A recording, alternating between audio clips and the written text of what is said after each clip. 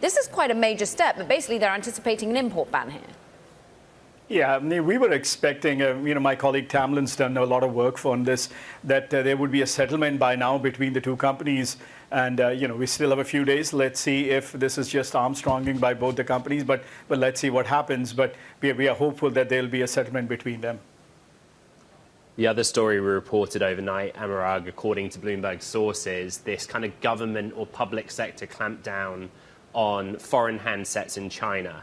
Right, it started with, I think, Beijing and Tianjin. Now there are 8 other provinces where state-backed entities or companies, government entities, are saying, leave your foreign handset at work, buy domestic.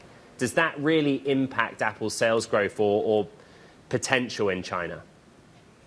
Yeah, I think there isn't that much good news for Apple in the last several days. I think the iPhone news is something that, all frankness, you don't expect the government employees to showcase their iPhones anyway in the public. That's just been, this is something you don't do for years.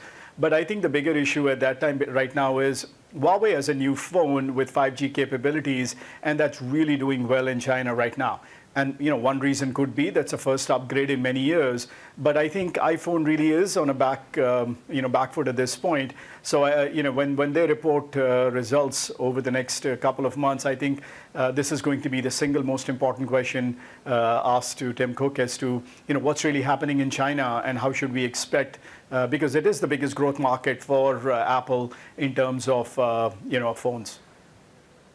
Anurag, Apple's up 50% year to date.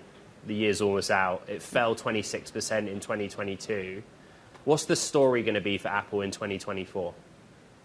So as far as we can see right now, I think the growth prospects are pretty tepid at this point. I mean, growth rate of 3, 4, 5% is nothing to really write home about. But one of the reasons people look at Apple is because of its what we call as a flight to quality. And with interest rates going down, that has helped some of the larger tech names.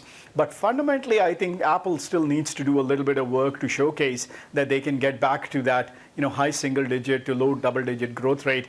But we don't think that's going to happen next year. Next 12 months, it's going to be tough for them.